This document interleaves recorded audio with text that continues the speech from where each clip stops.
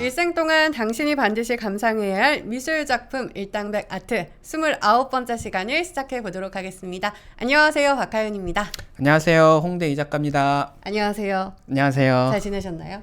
네. 오늘도 저희 둘인데요. 네. 아무래도 우리 다둥이 아버님 정프로님께서 가족을 챙기시느냐. 네. 저희는 가족이 아닌가 봐요. 네. 아무래도 너무 바쁘셔서 네.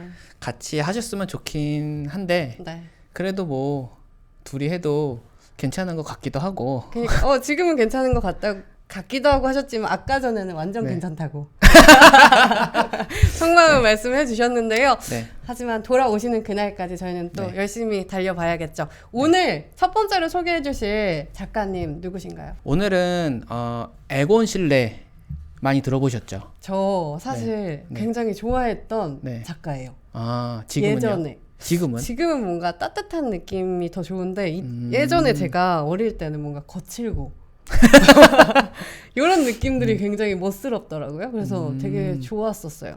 혹시 어릴 때 좀 네. 거친 삶을 거친 삶을 되게 멋있다고 생각했었나 봐요. 이럴 수는 있을 것 같아요. 내 스스로는 거친 삶을 살기를 원하지만 실제는 그렇지 못하기 때문에 맞아. 지금도 좀 그런 게 있어요. 저희가 미술 작가들의 삶, 작품 이런 거를 알아보면 특히 옛날 작가들은 뭔가 모를 거친 삶을 산 작가들이 많이 있거든요. 네.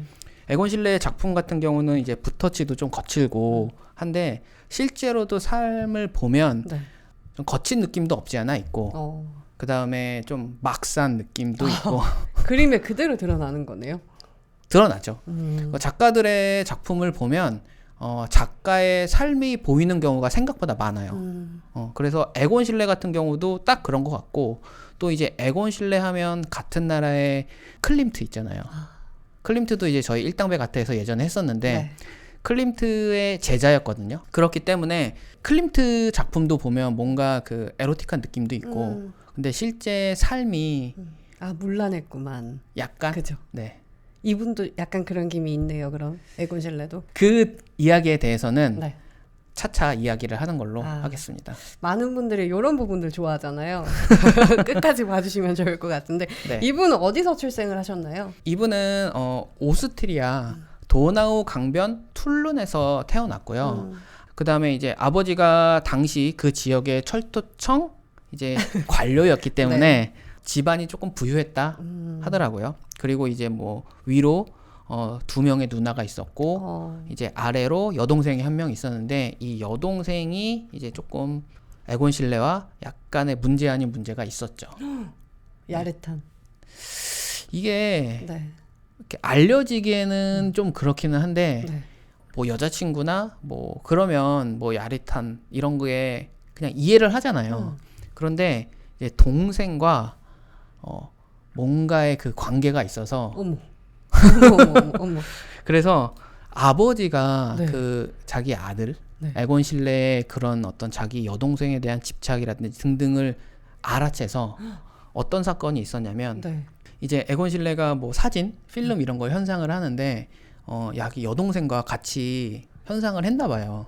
근데 문을 잠그고 네. 그러니까 이제 아버지가 둘이서 뭐 하는 거야 해서 문을 부순 적도 있다고. 그 정도로. 네. 그리고 또 에곤 실레가 16살 때는 네. 이제 부모님의 허락 없이 그러니까 미성년자잖아요. 그리고 동생 같은 경우는 이제 12살이었는데 당시 기차로 다른 지역에 가서 호텔방에서 하룻밤을 보냈다. 이렇게 알려져 있어요. 네. 그런데 아시겠지만 가족끼리 한 호텔방에서 자는 거는 문제가 없잖아요, 사실. 그렇죠. 그리고 이렇게 어린데. 그러니까 전혀 문제가 없을 거라고 생각했는데 지금 화면에서 아마 보이실 텐데 네. 지금 보이는 작품이 1908년에 이제 에곤 실레가 수채화로 그린 그림인데요. 이때 18살이었어요. 18살. 그리고 10대 때 그린 그림은 뭐 이렇게 누드 그림이 뭐 많지는 않지만 네. 그러니까 10대 때 그림만 봐도 뭔가 그 에곤 실레 안에 있는 그 욕망, 그다음에 이제 여동생 또는 이제 주변에 이제 10대 친구들이 있었겠죠. 네. 그런 친구들과의 욕망 이런 거를 작품으로 표현한 게 아니냐. 아, 들끓는 그런 욕망의 그림의 표현이 그러면 이 그림도 여동생이에요? 이거는 여동생은 아닌 걸로 알려져 있죠. 여동생은 아니고 이제 다른 모델을 그린 걸로 알려져 있는데 이제 왜 이렇게 에곤 실레가 여동생에 대해서 이렇게 집착을 했냐. 네. 이거를 이제 연구자들이 연구를 해보니까 에곤 실레 아버지가 15살에 결혼 전부터 앓고 있었던 매독으로 정신 찬란 증세를 보이다가 돌아가셨대요. 매독이 뭐예요? 매독이 그러니까 일종의 성병이죠. 그래서 알려져 있기로는 이제 부모님 사이가 이렇게 좋지 않았고 그래서 이제 아버지가 불륜을 하거나 이제 뭐 매춘을 하거나 네. 그렇기 때문에 이제 이 병이 걸린 게 아니냐라고 알려져 있는데요. 네. 이거는 이제 뭐 완전 팩트다.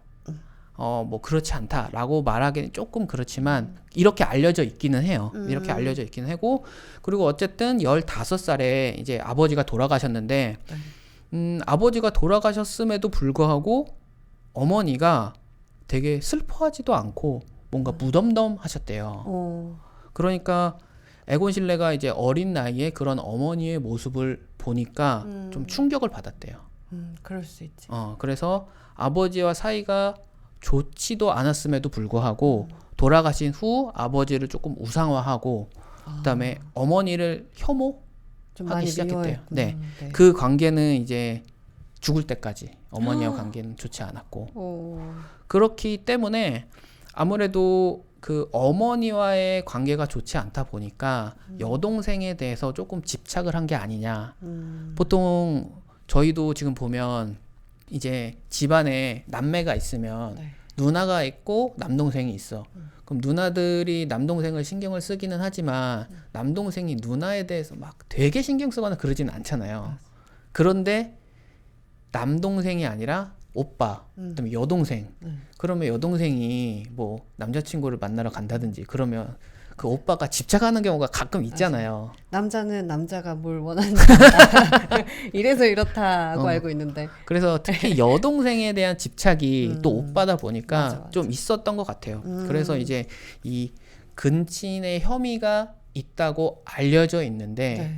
이제 당시 사회가 아무래도 20세기 초반이다 보니까 그거에 대해서 뭐 감옥에 간다든지 그런 경우는 없었고요.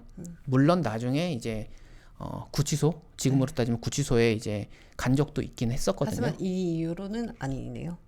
그러니까 구치소에 간 거는 이후에 간 거고 다른 사건으로. 그리고 이제 근친 때문에는 이제 뭐 별 이렇게 문제는 없었고 이런 혐의 아닌 혐의를 받았죠.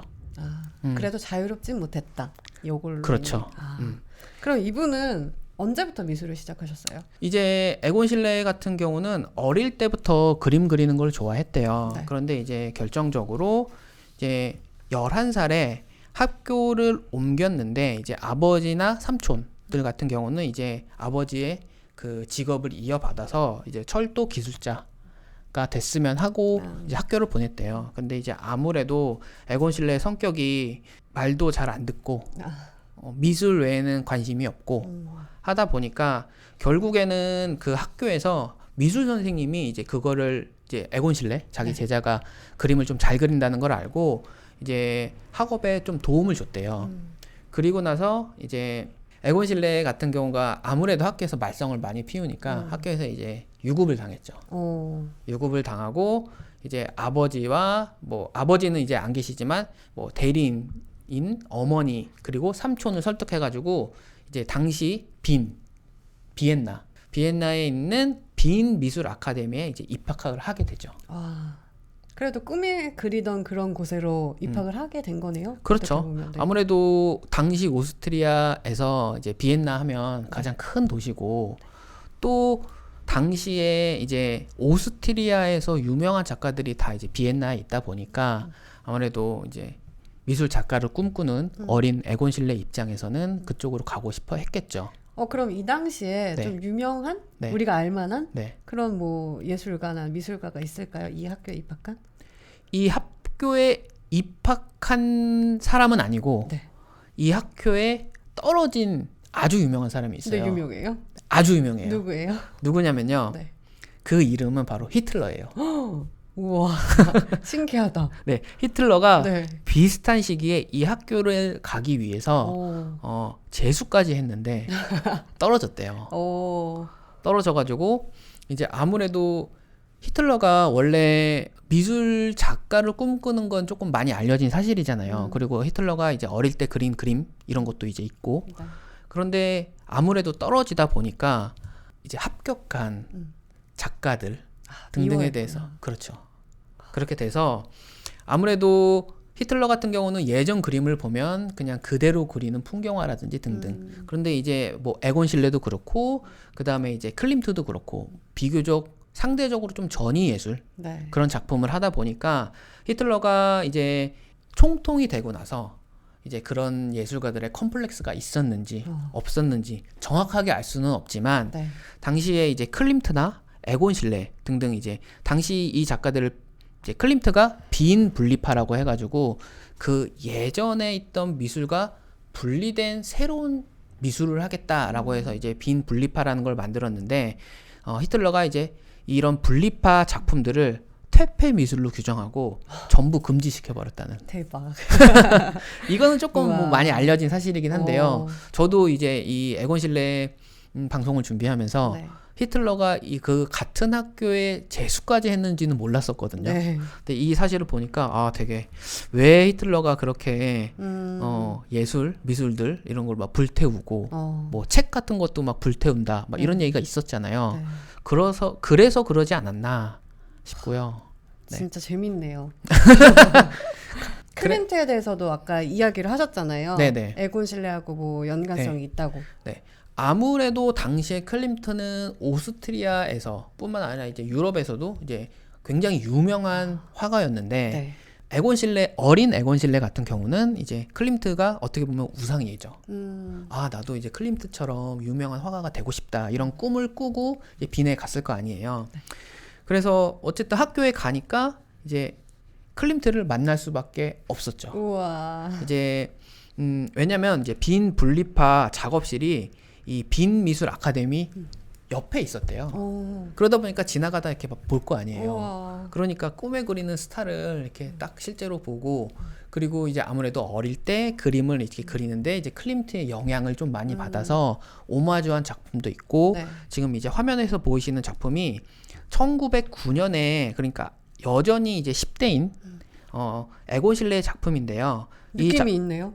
클림트 느낌이 있어요. 네. 어디가 클림트 느낌인 것 같으세요? 이 아랫부분, 의자 같은 이런 부분? 정확하게 알고 계시네요. 네. 이 그림을 보면 지금 우리가 흔히 알고 있는 에곤 실레 스타일은 아니지만 밑에 이 작품은 이제 포트레이트 오브 더 페인터 안톤 페시카라는 이제 제목의 작품인데요.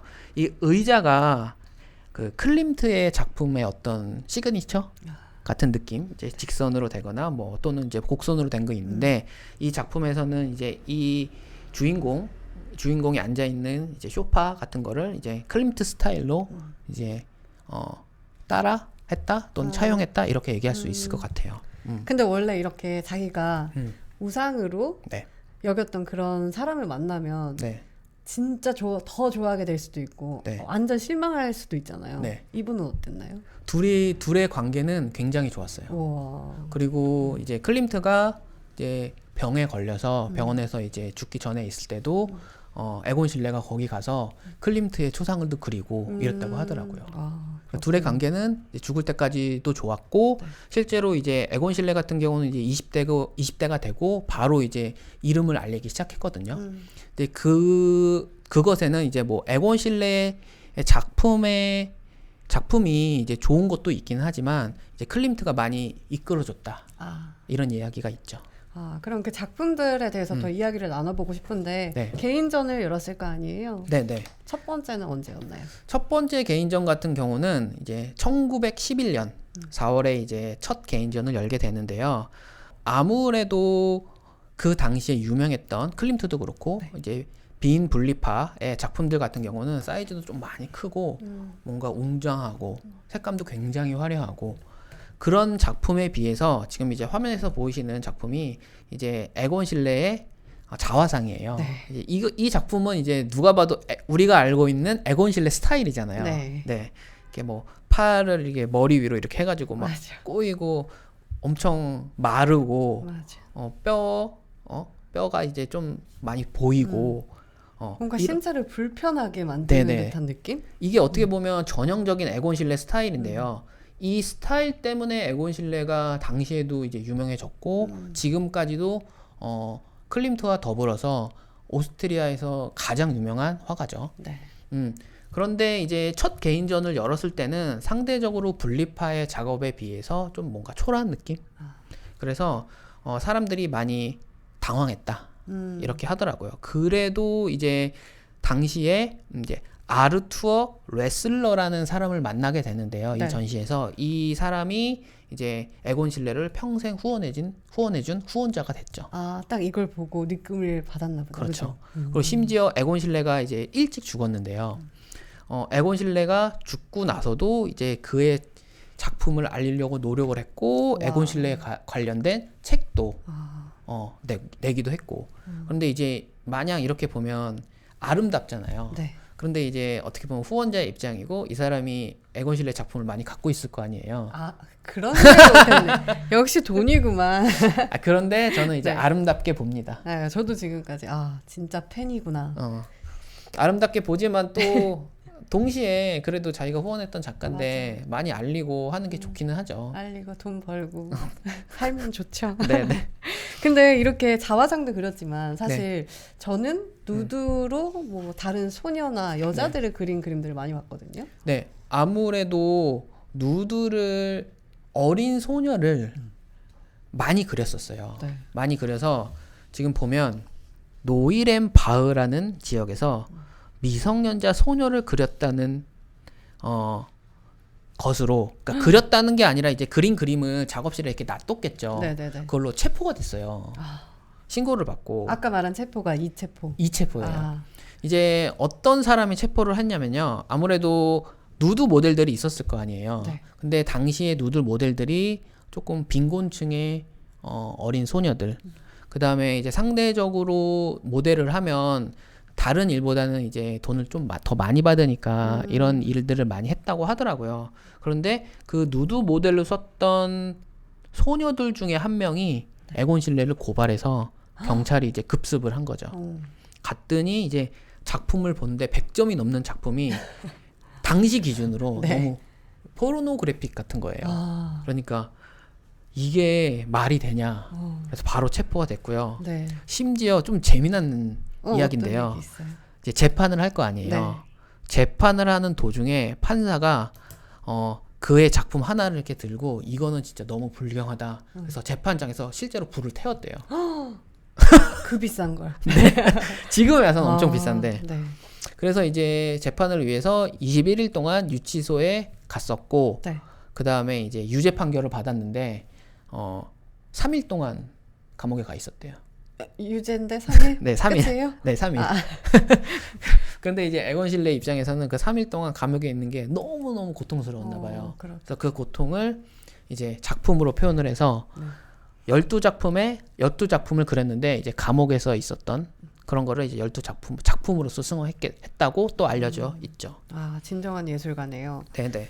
그러면은 이분이 이렇게 어린 친구들 좋아한 건가요? 아니면 이분의 생활, 뭐 여자 그런 관계들은 어땠나요? 그러니까 아무래도 처음에 이야기한 것처럼 이제 자기 동생에 대한 어떤 그런 것도 있었던 것 같고 뭐 지금으로 따지면 소아 성애자라고 그런 게 있었어요? 볼 수도 있고요. 네. 결혼은 하셨어요? 결혼은 했는데 이제부터 이런 이야기를 할 거거든요. 네. 이제 어떻게 보면 오늘의 메인 주제로 이제 자연스럽게 넘어가면 네. 지금 이제 화면에서 보이시는 작품이 죽음과 소녀라는 작품이에요. 사이즈는 이제 적당히 크고 1915년에 그려졌는데 이제 비엔나의 가장 유명한 벨베데레 미술관에 이 작품이 소장돼 있고요. 이 작품의 이야기를 시작하려면 네. 이제 에곤 실레의 여자 관계부터 시작을 해야 돼요. 알아야 돼요. 네. 그래서 이제 에곤 실레 하면 가장 유명한 여성이 3명 정도 있는데요. 네. 첫 번째는 이제 여동생, 두 번째는 이제 여자친구이자 그의 모델인 발리 노이칠이라는 사람.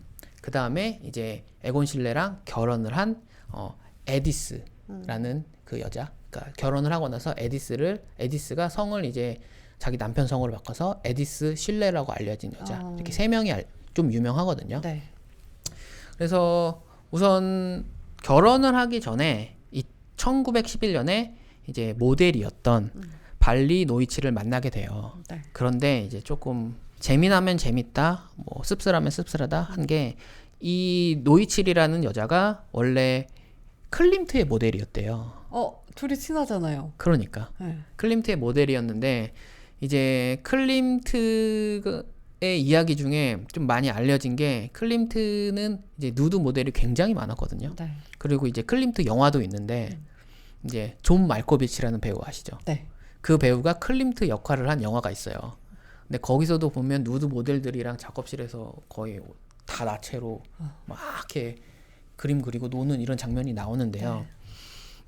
클림트가 소문에 의하면 자신의 누드 모델과 네. 전부 이제 잠자리를 했다는.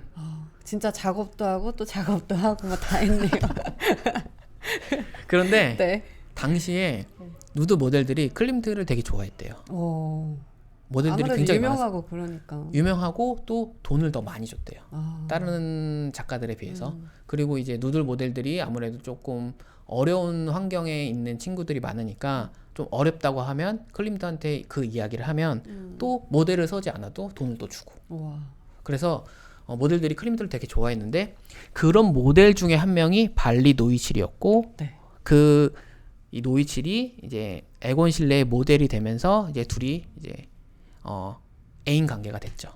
그런 측면에서 보면 되게 이상하네요. 왜냐하면 모델이면 같이 잠자리를 했을 수도 있는데 또 친구한테 넘겨주고. 네. 희한하네요. 그런데 네. 이 발리 노이칠이란 여자와 에곤 실레는 관계가 되게 좋았대요. 그리고 심지어 아까 이야기한 것처럼 에곤 실레가 감옥에 갔을 때도 네. 이 노이칠이라는 여성이 뒷바라지를 하고 뭐 물론 엄청 오래 간 건 아니지만 네. 그래도 뒷바라지를 하고 그렇긴 했지만 아무래도 누드 모델이다 보니까 이렇게 지나가다 보면 사람들이 뭐 성희롱도 하고 뭐 많이 그랬다 하더라고요. 그런데 이제 문제는 관계가 굉장히 좋고 완전히 어떻게 보면 조강지초고 네. 그리고 자신의 모델이기도 하고 네. 거의 약간 부부 같은 느낌이었다고 하는데 네. 이제 그러면서 이제 에곤 실레의 작가로서의 입지는 점점 높아져 가고 네. 그러다 보니까 이제 딴 마음이 생겼나 봐요. 그래서 연애는 이 사람이랑 결혼은 딴 사람이랑. 네. 그래서 결혼은 이제 에디스라는 여자랑 했는데 네. 이 에디스라는 여자가 좀 많이 부유한 집안이었어요. 오. 굉장히 부유한 집안이었고 그래서 뭔가 작가로서 조금 잘 나가기는 하지만 뭐 당시나 지금도 마찬가지지만 이제 미술 작가라는 직업이 이제 좀 안정적인 직업은 아니잖아요. 그러다 보니까 결혼할 여자가 집안이 좀 좋으니까 이 여자랑 결혼하면 좀 안정적으로 생활할 수 있지 않을까. 아이고. 네. 그래서 네. 이제 이 여자랑 결혼을 하기로 결정을 하고요. 근데 웃긴 게 이제 이건 웃기다고 얘기해야 될 것 같아요. 네. 후원자에게 이런 말을 했대요. 저는 결혼할 생각입니다. 다행히 상대는 발리 노이칠이 아닌 것 같습니다. 다행히? 그러니까. 이건 뭘까요? 그러니까. 다행히? 하여튼 좀 그랬다고 네. 좀 그렇죠. 네. 그런 얘기를 했다고 하고요. 그런데 결혼을 했잖아요. 네. 결혼을 이제 하기로 했고. 그런데 발리 노이칠이라는 자신의 애인이 워낙 이제 자신한테 헌신적이고 하다 보니까 이렇게 얘기했대요. 내가 다른 여자랑 결혼을 하지만 너와 계속 만날 수 있고 너가 원한다면 어머. 휴가도 같이 갈 수 있으니까 어머. 계속 만나자. 됐어. 그래서 실제로 네. 발리 노이칠이 됐어 이렇게 얘기하고 네. 좀 황당하잖아요. 그래서 결별을 하고 나서 종군 간호사가 돼서요. 세계 1차 대전에 참전을 하고 참전했다가 발칸 반도의 야전병원에서 이제 사망했다고 알려져 있어요. 좀 슬프긴 하죠. 네. 그리고 또 조금 뜨악 했던 거는 네. 이제 발리를 만나면서 이제 에디스도 동시에 만났죠. 네. 그런 상황이 있을 거 아니에요. 네. 동시에 만나는 상황. 그때 발리를 통해서 심부름을 시킨 거예요. 러브레터를 에디스한테 보내는 심부름을 발리한테. 모르게. 그것까지는 정확히 모르겠는데 그런 심부름도 시켰다는 이야기가 전해지고 있어요. 왜 그랬을까요?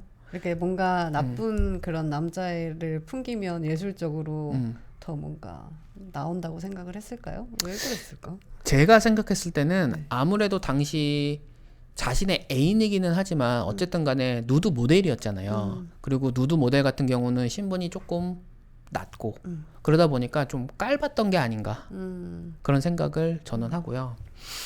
그래서 어쨌든 간에 이제 그 에디스랑 결혼을 하게 돼요. 네. 그리고 에디스 같은 경우는 부유층의 이제 딸임에도 불구하고 뭔가 이제 자기 신의 의견을 좀 이렇게 많이 내는 그런 여자였다고 하더라고요. 네. 그래서 물론 이제 발리가 너랑 더 이상 안 만나라고 에곤 실레한테 얘기긴 했지만 이제 결혼한 에디스 같은 경우도 더 이상 발리 노이치를 만나지 마라고 이야기를 했대요. 그러니까 만나는 건 알고 있었던 거죠. 그렇구나.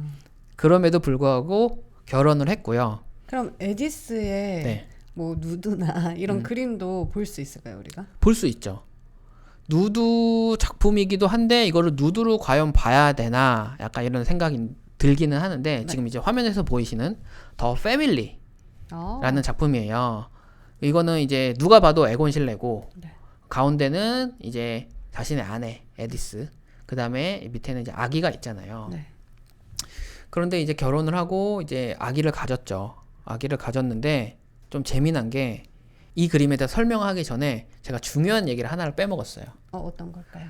제가 지금 이제 오늘의 대표작이라고 하는 죽음과 소녀 이 작품 있잖아요. 네. 지금 화면에서 보이시는 이 작품이 에곤 실레와 발리 노이칠이 결별하는 의미를 갖고 있는 그림이라고 하더라고요. 그래서 뭔가 화면을 보면 여성이 남성을 이렇게 막 가지 말라고 껴안는 것처럼 보이잖아요. 그러네. 근데 실제 상황은 사실 아니잖아요. 그러다 보니까 이제 그 에곤 실레가 이렇게 조금 바꿔서 표현한 게 아니냐.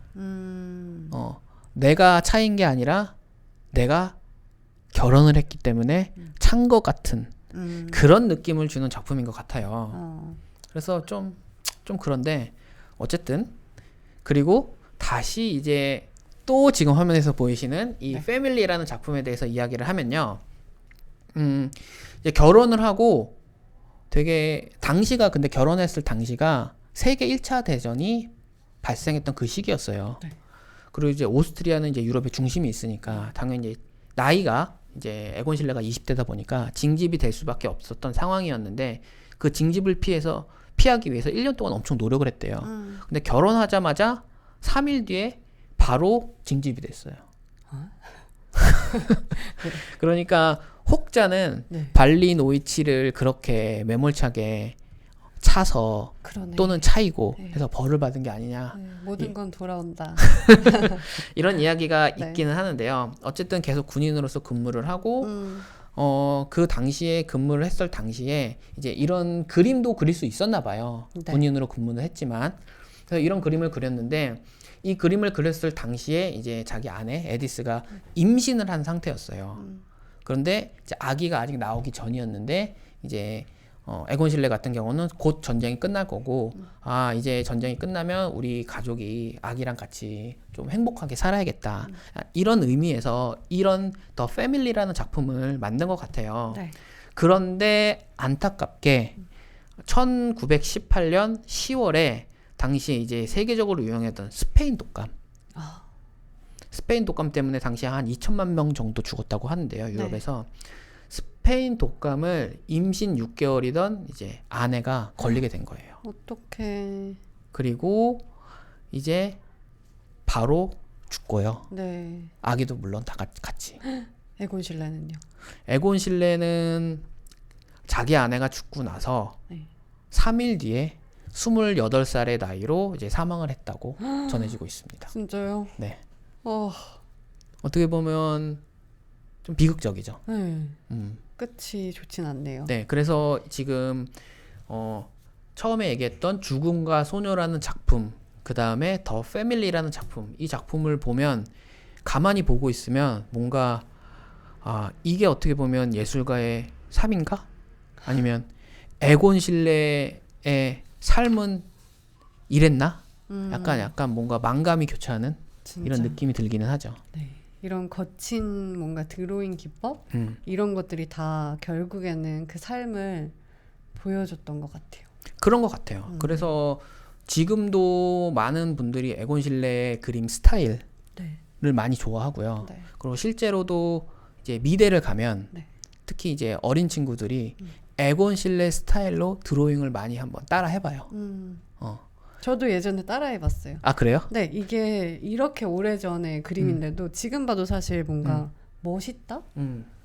라는 생각이 들어서 지금 에곤 실레의 지금 다시 한번 에곤 실레의 이 자화상 이거 보면 뭔가 굉장히 스타일리시한 느낌이 맞아. 있죠.